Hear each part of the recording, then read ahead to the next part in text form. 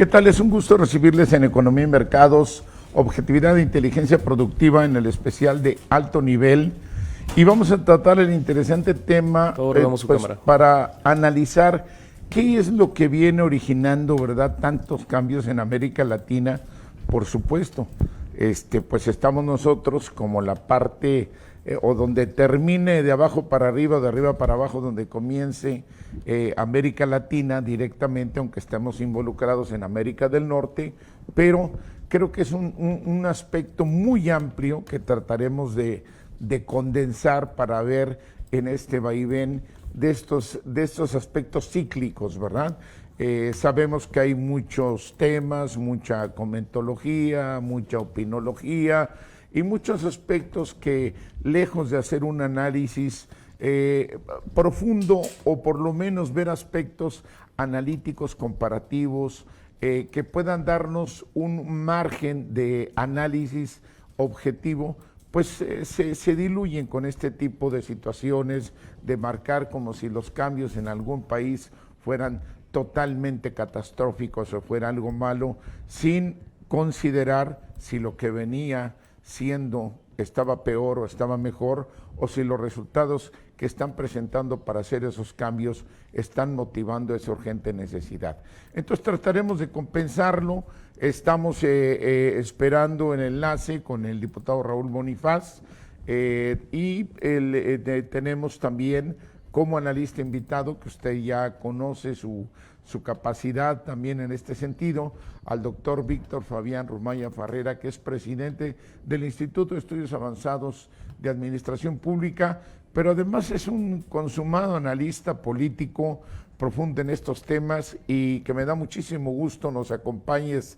Bienvenido, doctor Rumaya. Un tema que, por supuesto, tiene muchas aristas que no se puede resolver, atender o plantear un posicionamiento unívoco. Me parece que requiere análisis profundos porque son procesos históricos, son procesos que van modificándose con el tiempo, que van cambiando dependiendo de muchas circunstancias. Tú planteabas respecto a este tema, ¿qué es lo que está pasando en América Latina?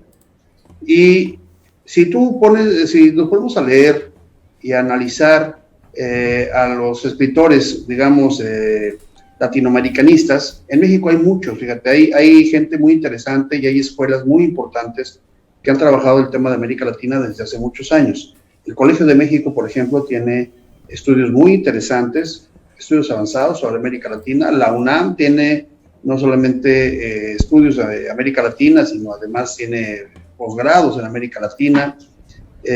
Hay, por supuesto, organizaciones latinoamericanistas que han hecho estudios interesantes sobre esta región del mundo. Es decir, hay bibliografía, hay cosas que se han escrito muy interesantes todas, pero aún así no logran explicar la realidad de lo que está ocurriendo, porque es una realidad cambiante permanentemente.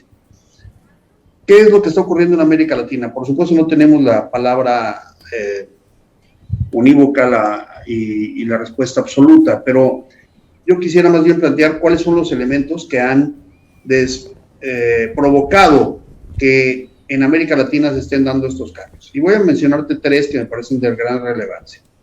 Uno, el proceso histórico que se venía dando en América Latina era un proceso de integración muy desigual, muy, digamos, con muy pocos equilibrios con Estados Unidos, pero venía dándose durante todo el siglo XX. Recordemos que América Latina termina de salir del periodo colonialista en el siglo XIX. En el siglo XX viene dándose un proceso de integración básicamente con Estados Unidos bajo esa política de la doctrina Monroe, América para los americanos. Sin embargo, en 1989, con la caída del muro de Berlín, las cosas empiezan a cambiar. El muro de Berlín formalmente cae en noviembre del 89 y menos de un año después, en el año 1990, mediados de año, se conforma el famoso Foro de Sao Paulo. que no tiene otra misión o que no tiene otro objetivo más que el de generar una polaridad ideológica en América Latina. El muro de Berlín, la caída del muro de Berlín significó la caída de la ideología socialista promovida por la Unión Soviética, la URSS, y por supuesto una recomposición de toda Europa del Este, pero también significó en el resto del mundo una orfandad ideológica. Ya Paul Kennedy,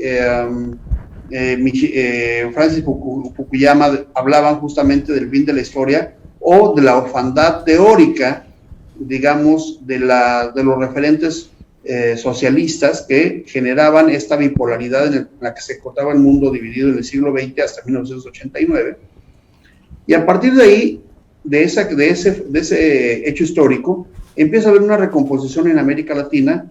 Ya digo, el Foro de Sao Paulo es algo fundamental porque le da a América Latina una visión, digamos, o una orientación de izquierda, promovida básicamente por Cuba y financiada por el Partido de los Trabajadores de Brasil. Se van a incorporar a ese foro prácticamente todas las organizaciones de izquierda de los partidos políticos, organizaciones pseudopolíticas, e incluso, aunque fue rechazada formalmente, pero sabemos que está la presencia de las FARC colombianas.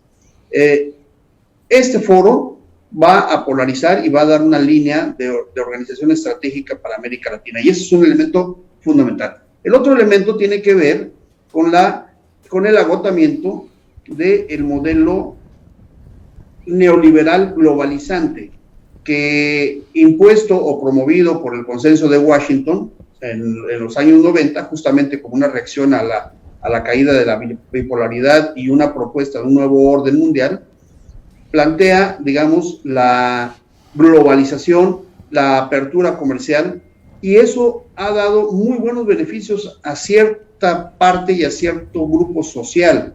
Sin embargo, también ha generado una pobreza extrema en varias partes del mundo, y eso en América Latina se ha resentido mucho. Es decir, el fracaso, digamos, lo diríamos así, el fracaso del neoliberalismo del neoliberalismo globalizante como una forma de dar soluciones a las demandas de la población latinoamericana.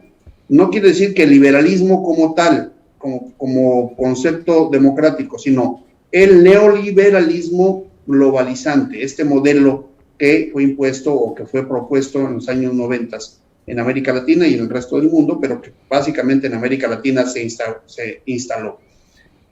El tercer elemento que me parece fundamental es la crisis presentada por Estados Unidos a finales del siglo XX, que es una crisis de tipo ideológica, que es una crisis de tipo económica y que se refleja después, en los años recientes, con la llegada de Donald Trump, en una crisis política de los conceptos fundamentales del sistema político norteamericano, que es, por supuesto, el baluarte de la democracia en el mundo.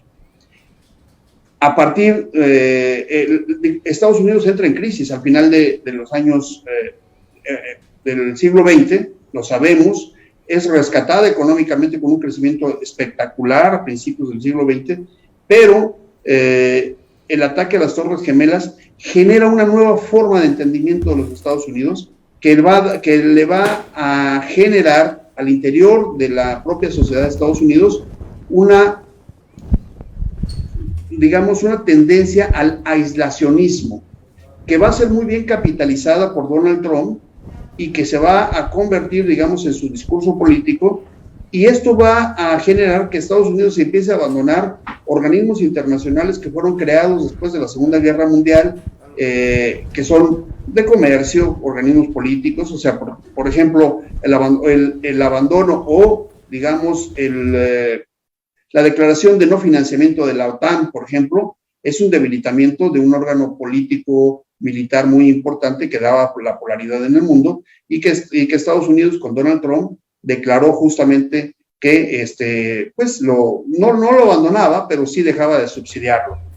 La salida de la COP o del Acuerdo de París, el cambio de la orientación política económica en Estados Unidos. Estos tres elementos, y lo resumo solamente para la gente que nos está escuchando: la caída del muro de Berlín y la nueva polaridad ideológica que se establece con el Foro de Sao Paulo. Uno, la nueva recomposición de los Estados Unidos como crisis, es decir, esta crisis ideológica de los Estados Unidos, y el fracaso del neoliberalismo globalizante en América Latina. Correcto. Esto es, digamos, son las causas. Ahora, en el siguiente bloque, si quieres, platicamos de qué es lo que está ocurriendo específicamente. Correcto. Gracias, doctor Rumaya. Y efectivamente, creo que esto es una parte, un enfoque, un ángulo que se puede ver en esta complejidad, porque si bien planteas esto, vemos en este mosaico cómo vienen situaciones de siglos atrás que vienen marcando también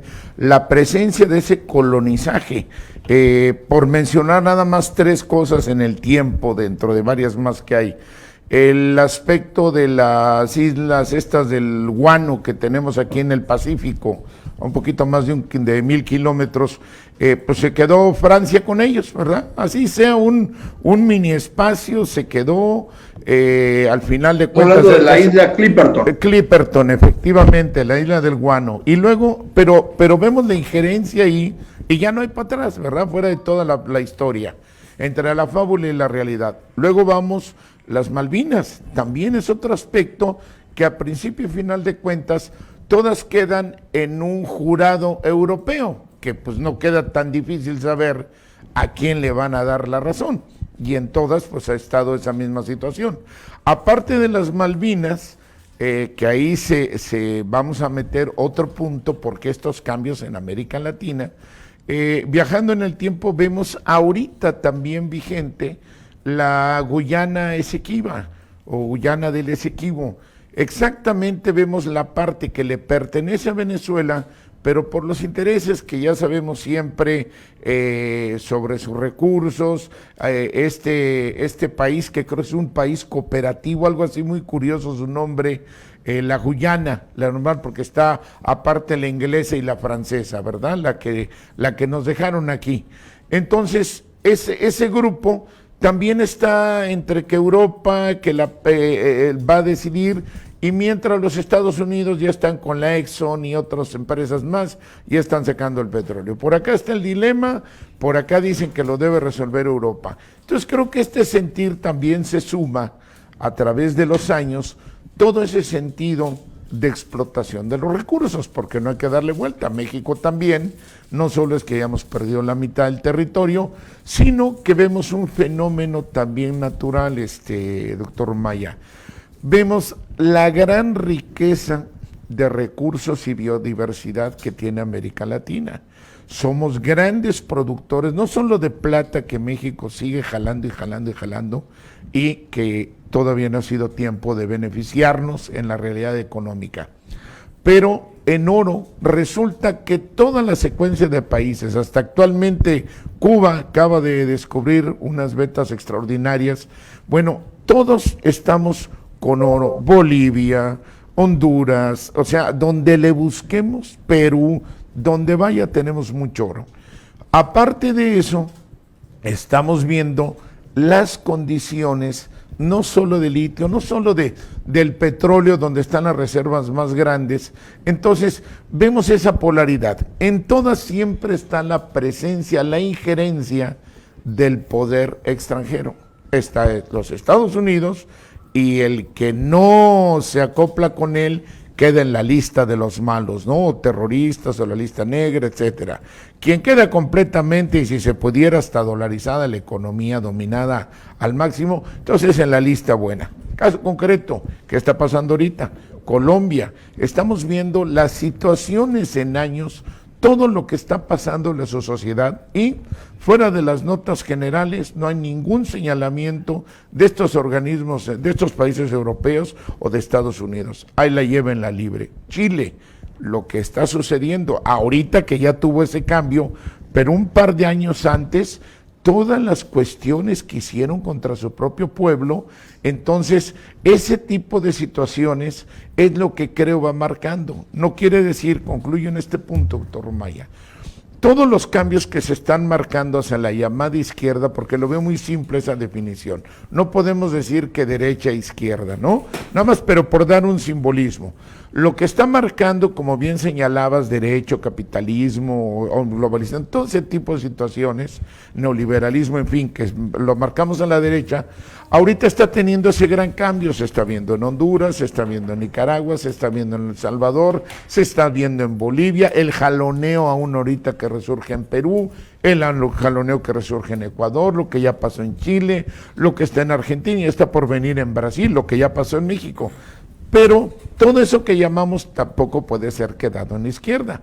Vemos que hay diferencias de opinión entre el llamado izquierda de Nicaragua con el llamado izquierda de Venezuela, el llamado izquierda de El Salvador con el de Chile.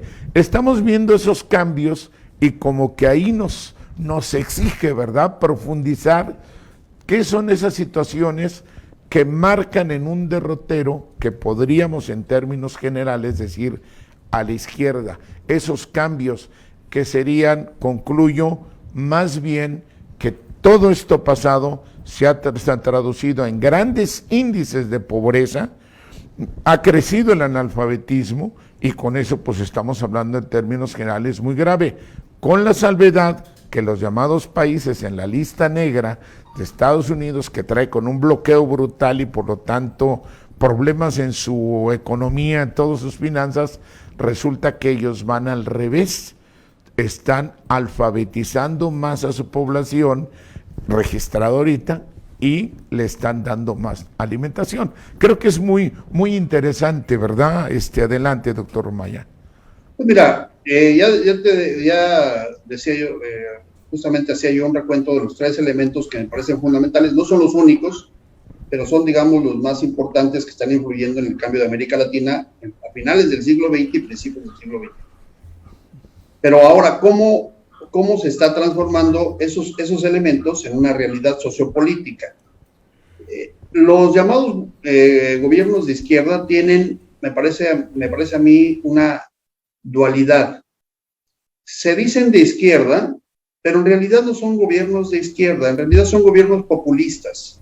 La mayoría de todos los gobiernos que han estado en América Latina son gobiernos populistas. Fíjate cómo cambian. Los gobiernos de izquierda tienen un lenguaje, tienen una argumentación y tienen objetivos ideológicos, aparentemente. Pero estos gobiernos que se han instalado en América Latina a partir del Foro de Sao Paulo y a partir de esta crisis que te mencionaba, esta crisis ideológica de la bipolaridad mundial después de la Segunda Guerra Mundial, han tenido, elementos comunes. Es cierto que cada país se adapta a formas específicas, pero tienen elementos comunes. Vamos a empezar a hacer una lista de esos elementos comunes.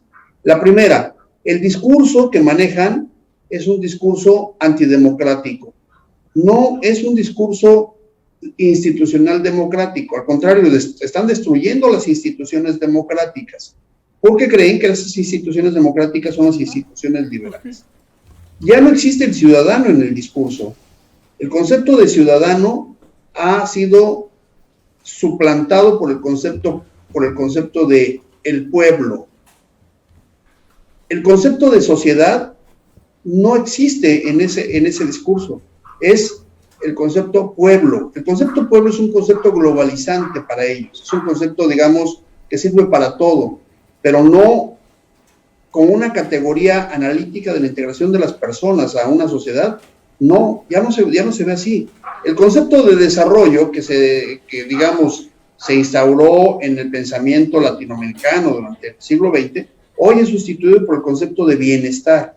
De tal manera que si tú sustituyes al ciudadano, al sistema político democrático por un sistema de benefactor, a la sociedad por pueblo, si cambias esas categorías, pues cambias toda la narrativa y cambias todo el discurso, y por supuesto los indicadores son distintos. Hoy podrías decir que hay menos pobres si los mides de manera distinta, pues si los mides desde una perspectiva de bienestar, pero en realidad lo que está ocurriendo en esos países es que hay más carencias, no han sido la solución.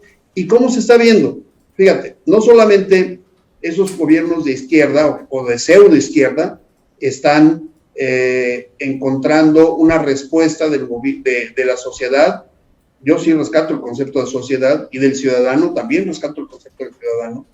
No solamente sale encontrando una respuesta, digamos, de rechazo, sino un regreso. Lo que ocurrió, por ejemplo, en Brasil, cuando se instauró, los primeros gobiernos que se instauraron después del foro de Sao Paulo fueron entre ellos el de Brasil, justamente con Lula da Silva y Dilma Rousseff.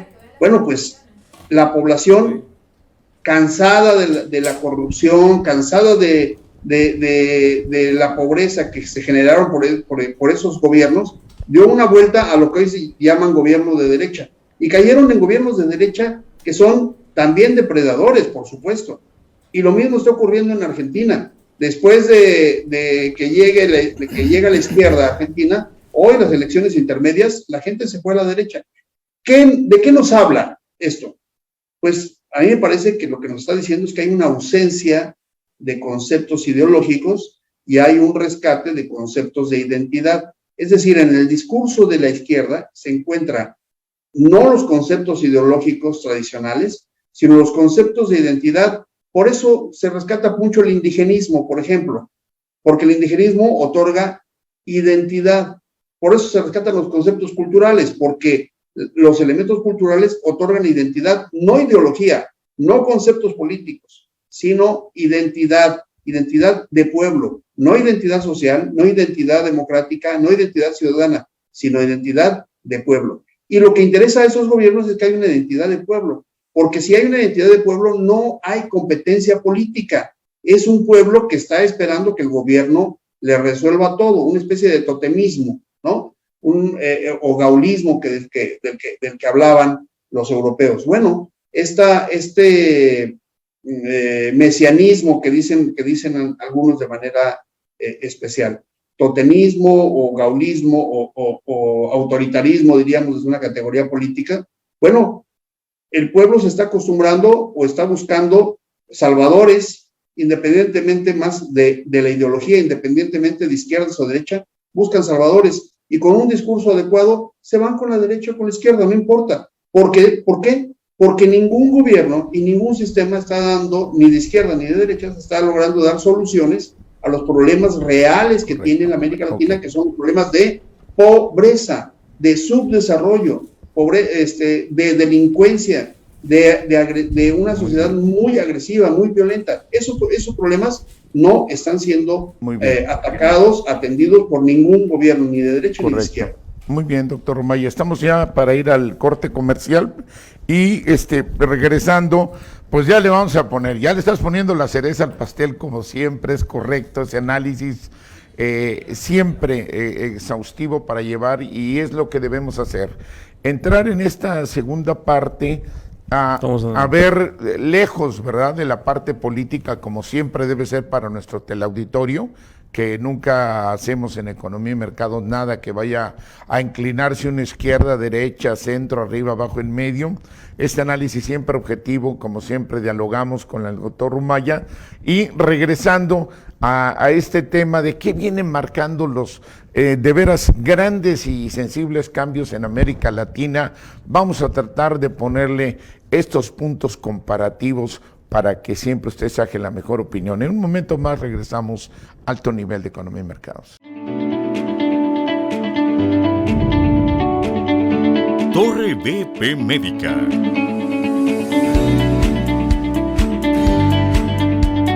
Consultorios con el mejor modelo de servicios incluidos, con el mejor precio.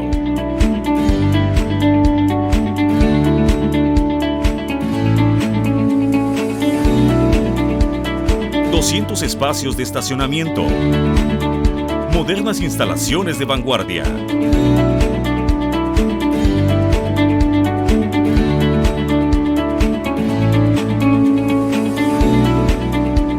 ...y las mejores prestaciones de servicios. Ven y conócenos.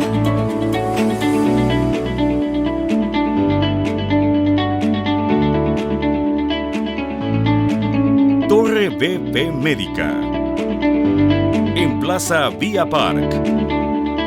Boulevard Belisario Domínguez, número 2116, en la zona dorada de Tuxtla Gutiérrez. Torre BP Médica.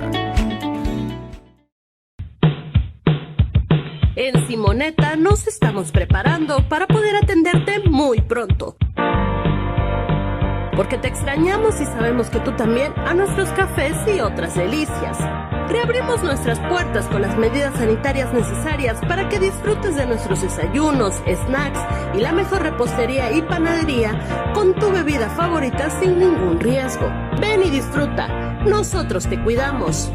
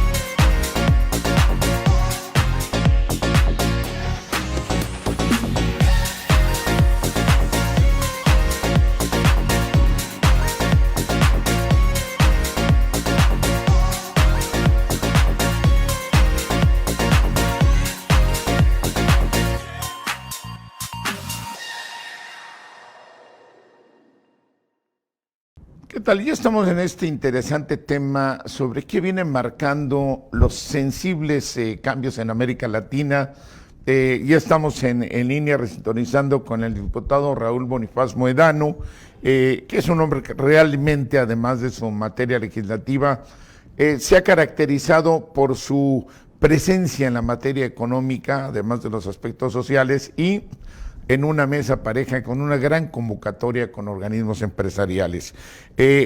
Vamos, antes de pasar a la presentación y obviamente continuar con su exposición, tenemos que ver básicamente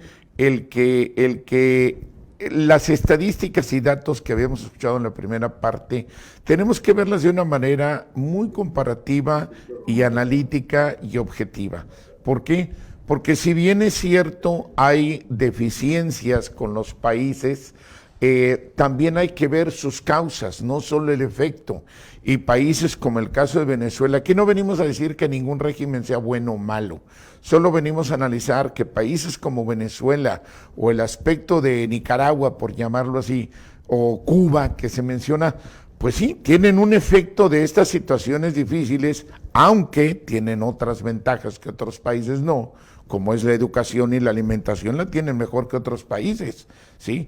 Y el sentido de tener su economía, sus finanzas dañadas, es porque ¿qué país no lo tendría con el acecho, el asedio y el bloqueo que haría Estados Unidos? Imaginemos si México tuviera ese bloqueo o cualquier otro, pues obviamente no es cualquier situación la que se enfrenta, sin embargo se viene remontando.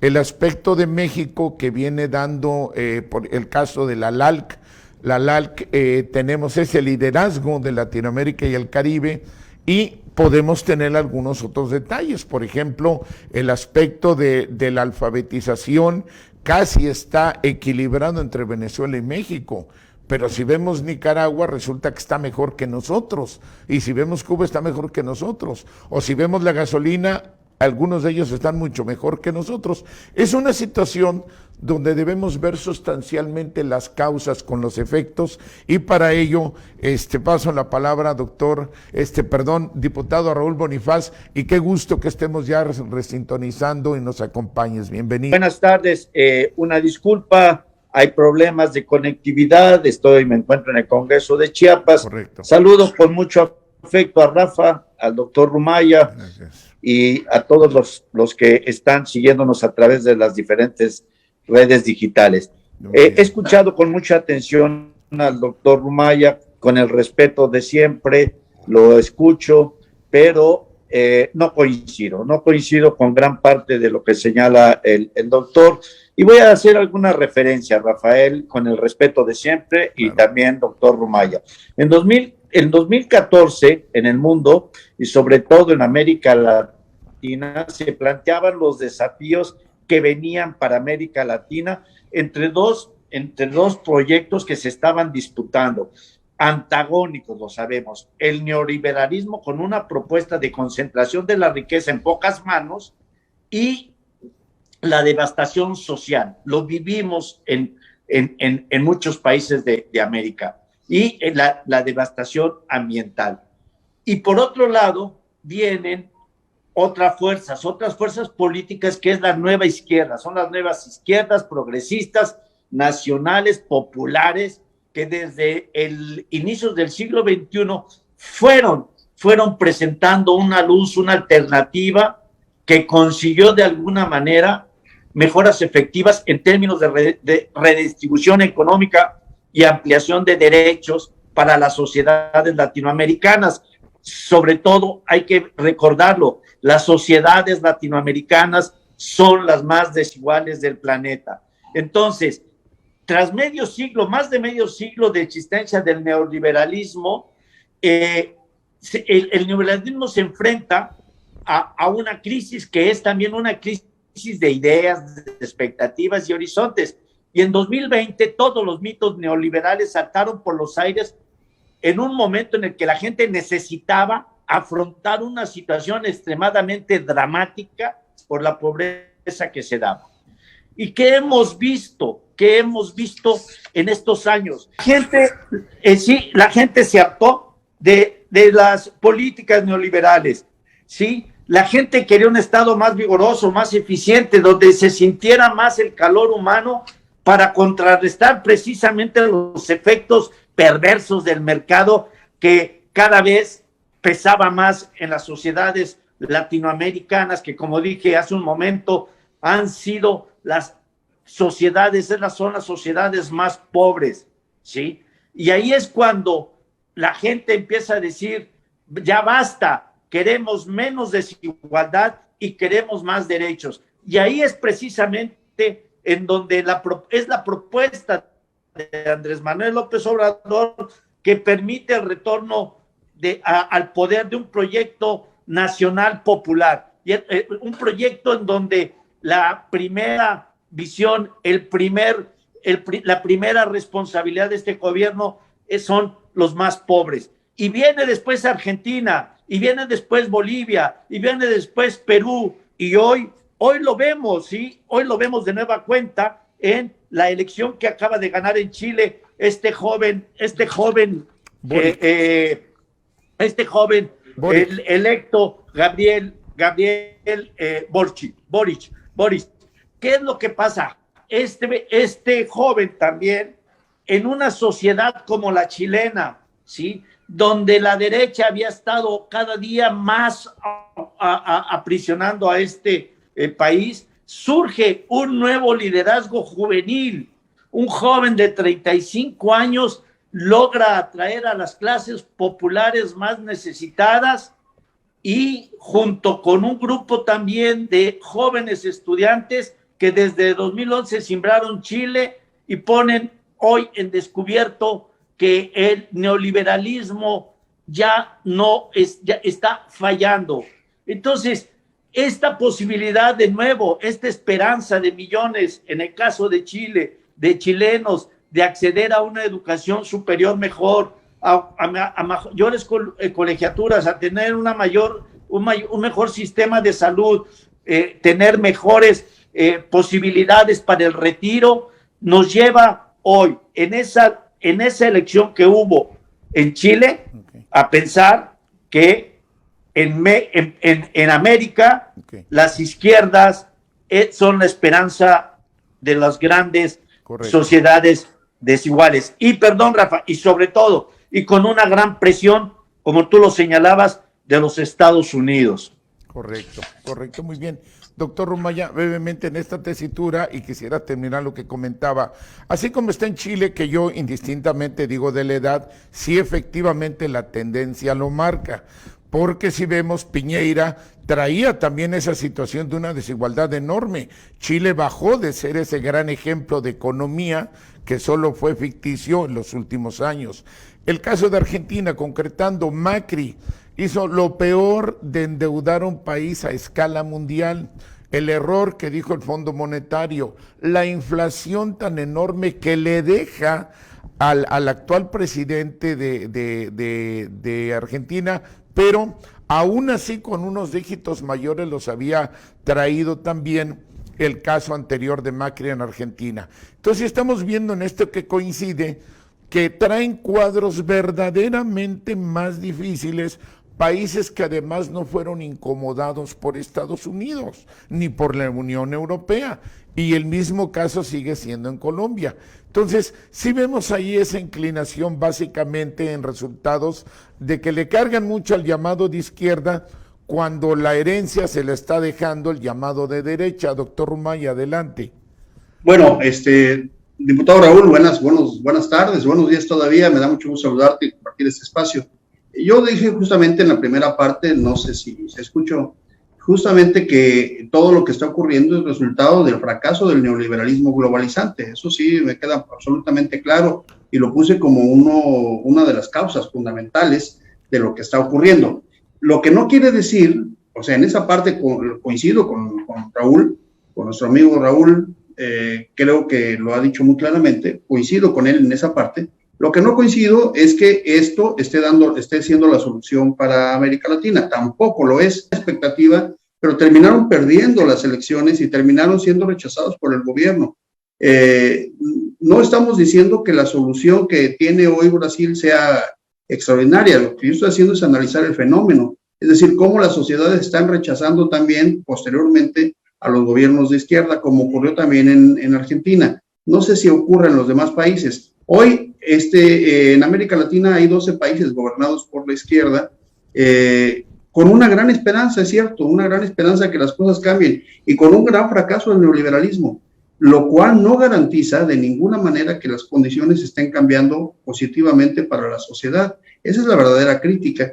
Me parece que las categorías analíticas han cambiado, lo que yo decía, no solamente hoy no se habla de ciudadanos, se habla solamente de pueblo, un pueblo disperso, un pueblo, digamos, más bien orientado a la identidad indígena, nacional, que son elementos más locales que orientado a la ideología de izquierda. Correcto. Es decir, una izquierda un tanto distinta. Y concluyo mi comentario diciendo esto.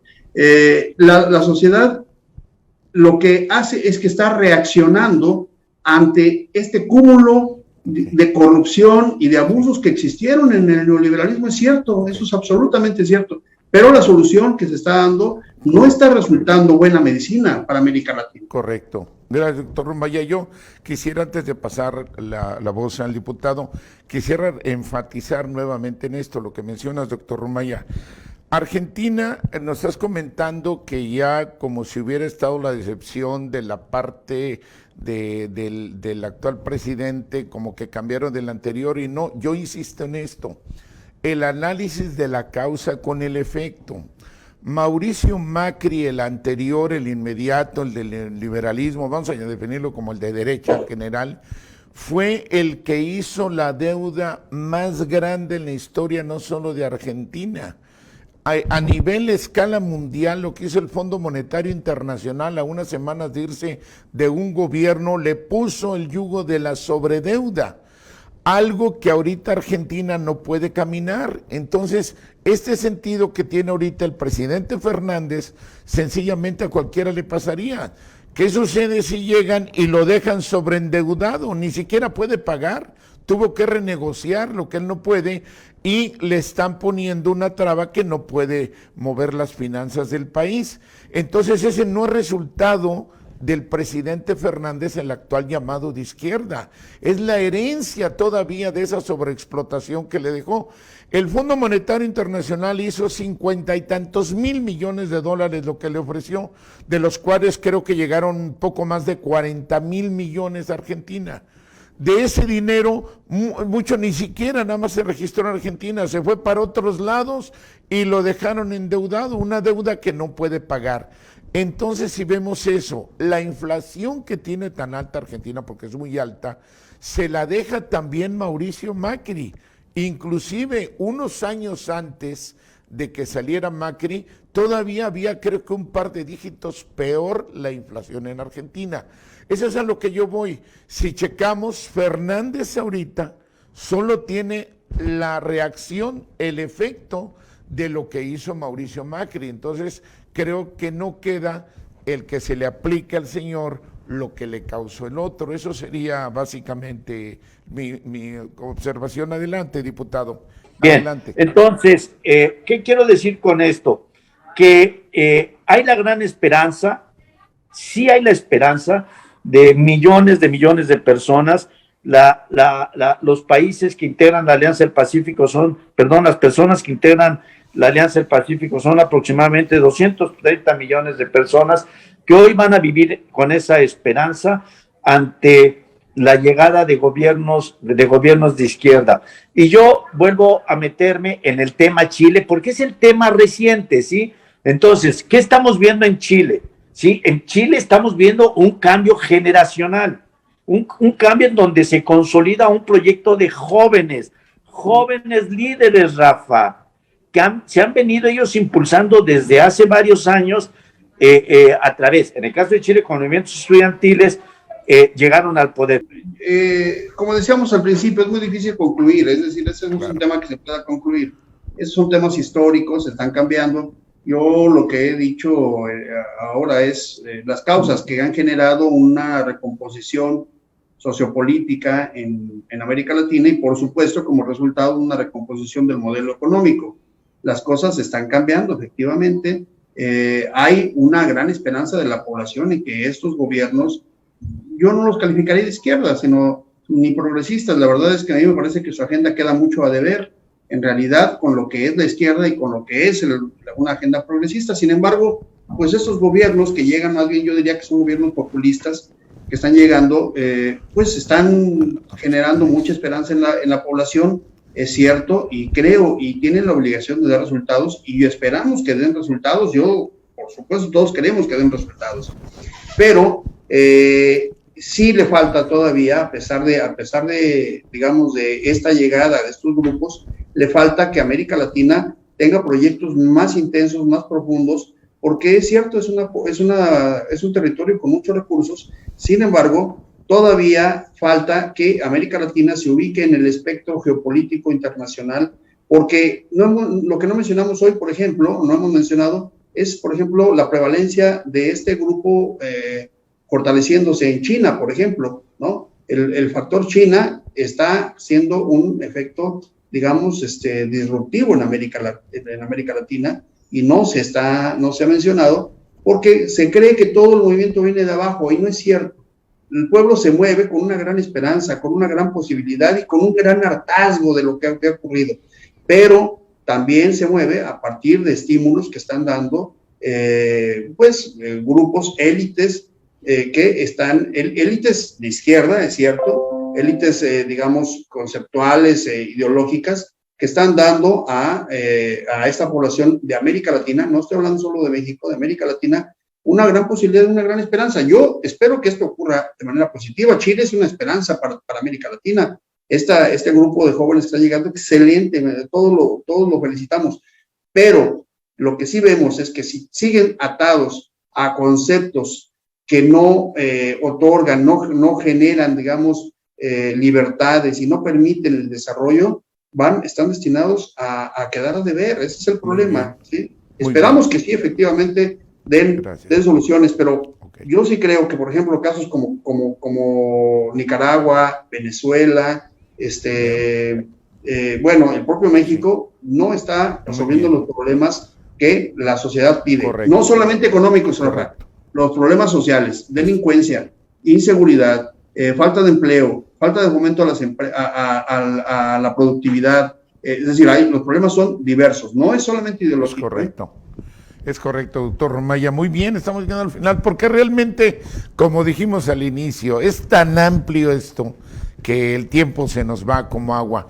Y realmente yo creo que queda una pauta enriquecedora, porque bien mencionabas ahorita, es la influencia que vienen ahorita de otras economías, la parte de la China, indudablemente, como bien lo mencionaste, doctor Rumaya, la parte también para evitar las invasiones, ¿verdad? Como es la influencia rusa, que es innegable, ahí está el caso de Venezuela, todos esos efectos que se van polarizando, o no solo la parte militar, Rusia está retroalimentando en ciencias, ¿verdad?, en investigación, otros aspectos que yo creo lo vamos a ubicar en un próximo programa, y definitivamente me pondría en una parte nada más. Sí, por un lado, el tener a la gente más joven, sí, está bien, y los que vienen con todo ese interior que viene a transformar y que debe transformar, y se van a ver los resultados, como lo bien mencionas.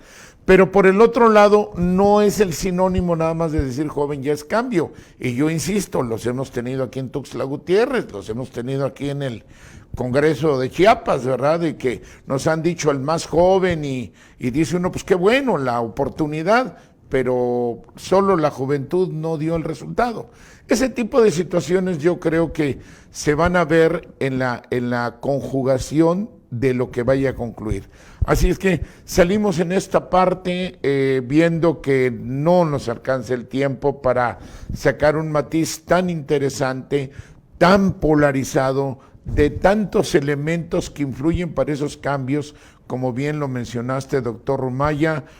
Tiene que ver la parte del pueblo que está sufriendo toda la inequidad y todas las carencias en los lugares que así lo manifiestan, pero por supuesto tiene que haber la vertiente de los grupos dominantes, si lo siguen sometiendo, o bien alguna válvula de salida, ¿verdad? Entonces, un minuto para salir, doctor Rumaya, algo que se me hubiera pasado consultar. Ya está conectado Raúl, creo. Está la señal, es que ya se fue la señal. Doctor, bueno, ya se nos pasa el minuto. Doctor Rumaya, muchísimas gracias siempre por el enriquecedor comentario y la opinión. Sabemos que las maneras diferentes siempre vienen a enriquecer junto con las convergentes. Yo te agradezco mucho el espacio, tu experiencia como siempre, como hombre conocedor y analítico, por acompañarnos. Muchas gracias, muy buenas tardes. Gracias, y sobre todo a usted, que siempre va a tomar la mejor opinión.